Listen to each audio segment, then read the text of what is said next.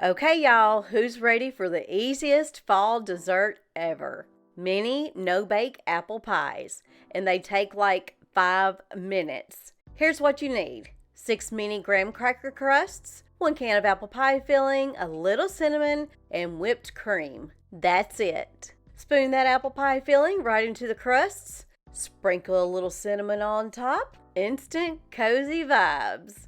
Now stick them in the fridge for about 30 minutes.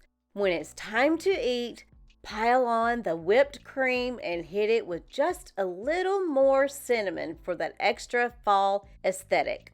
And boom, you've got personal apple pies that look fancy, taste amazing, and require 0 baking. Enjoy, y'all!